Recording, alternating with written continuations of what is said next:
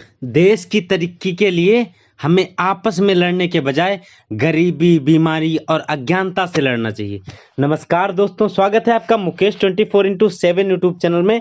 दोस्तों, हम आज आपको बताएंगे एक ऐसे महान व्यक्ति के बारे में, एक ऐसे अनोखे व्यक्ति के बारे में, लाल बहादुर शास्त्री जी के बारे में, एक ऐसे अनोखे व्यक्ति के बारे में।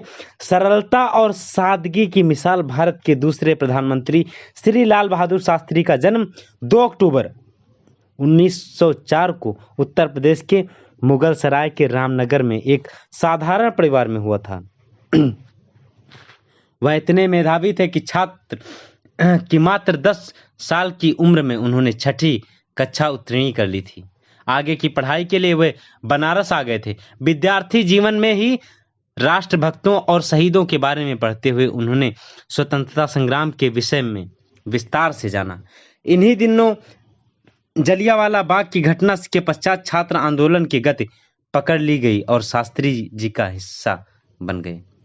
शास्त्री जी महात्मा गांधी से अत्यधिक प्रभावित थे। गांधी जी के नेतृत्व में चले आ रहे असहयोग आंदोलन में शामिल होने के लिए देशवासियों से आश्वासन किया कि इस समय की इनकी आयु मात्र 16 वर्ष की थी।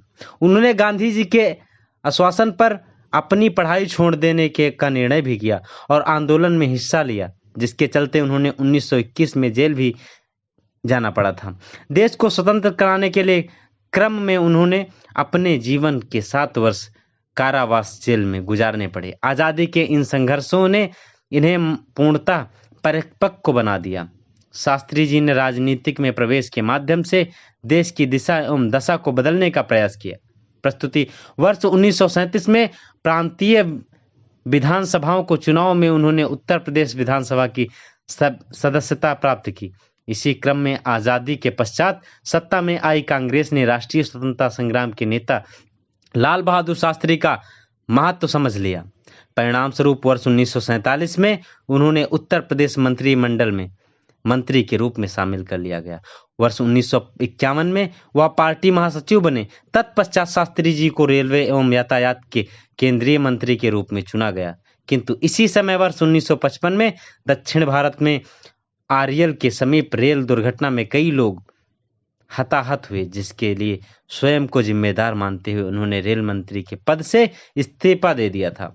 रेल दुर्घटना पर लंबी बहस का जवाब देते हुए उन्होंने कहा, शायद मेरे लंबाई में छोटे एवं विनम्र होने के कारण लोगों को लगता है कि मैं बहुत दृढ़ नहीं हो पा रहा हूँ। यद्यपि शारीरिक रूप से मैं मजबूत नहीं हूँ, लेकिन मुझे लगता है कि मैं आंतरिक रूप से इतना कमजोर भी नहीं हूँ। गौरतलब है कि 1957 में वह इलाहाबाद संसदीय क्षेत्र से चुने गए।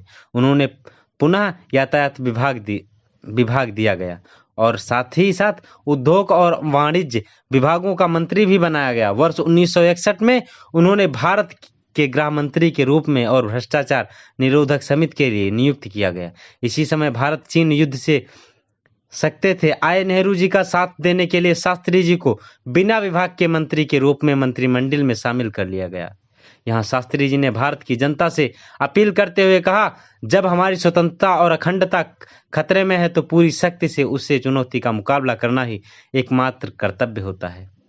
हमें एकजुट होकर किसी भी प्रकार के अपेक्षित बलिदान को दृढ़तापूर्वक तत्पर रहना चाहिए, ताकि उस चुनौती का महत्व बेहतर तरीके से मुकाबला कर सके। शास्त्री जी ने समाज के वंचित वर्गों के लिए उल्लेखनीय कार्य की। लाला लाजपत राय द्वारा स्थापित सर्वेंट्स ऑफ इंडिया सोसाइटी लोक सेवा मंडल के आजीवन सदस्य बने, जहां उन्होंने पिछड़े वर्गों के उत्थान के लिए कार्य करना शुरू किया और बाद में वह उस सोसाइटी के अध्यक्ष भी बने। इसी तरह उन्होंने किसान एक युवा वर्ग को देश की आर्थिक एवं सैनिक शक्ति के तौर पर देखा। श्री लाल बहादुर शास्त्री ने जय जवान जय किसान का नारा भी दिया था, जो कि आगे चलकर देशभक्ति का प्रतीक भी बन गया। शास्त्री जी ने इस नारे का मुख्य उद्देश्य एक और जहां देश की सैनिक भक्त शक्ति के वृद्धि करने का था, दूसरी ओर देश की आर्थिक स्थिति को मजबूत करने का। शास्त्री जी ने आनंद गुजरात के अमूल दूध सहकारी समिति का समर्थन और राष्ट्रीय dairy Vikas national dairy of development board का निर्माण करके श्वेत क्रांति को बढ़ावा दिया। जिसमें भारत दुग्ध उत्पादन के क्षेत्र में अग्रणी बनकर उभरा। भारत पाकिस्तान युद्ध के दौरान वर्ष 1965 भारत खाद्य संकट के दौर से गुजर रहा था। इस समस्या का समाधान हरित क्रांति के माध्यम से किया गया। नतीजन भारत खाद्यान्न निर्यात करने वाले देशों को में शुमार हो गया। शास्त्री जी ने भारत के पड़ोसी देशों के साथ अपने संबंधों में हमेशा शांति एवं संतुलन बनाए रखने का प्रयास करते थे।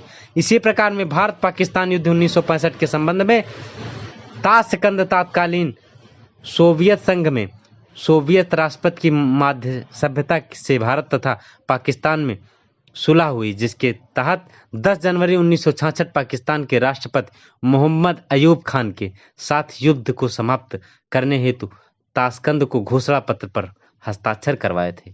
11 जनवरी 1966 को ताशकंद में ही उनका निधन हो गया। शास्त्री जी ने कई वर्षों तक अपनी निस्वार्थ सेवा भावना, कर्तव्य निष्ठा, ईमानदारी एवं करुणा जैसे गुणों के चलते जनता के बीच अपनी अलग पहचान बनाई थी। विनम्र, दृढ़ इच्छा शक्ति, सहिष्णु एवं जबरदस्त आंतरिक शक्ति के धनी शास्त्री जी को लोगों के बीच ऐसे शख्स बनकर उभरे जिन्होंने लोगों की भावनाओं को समझा। इन्होंने अपने दूरदर्शी दृष्टिकोण के माध्यम से भारत को विश्व पटल पर अलग पहचान दिलवाई।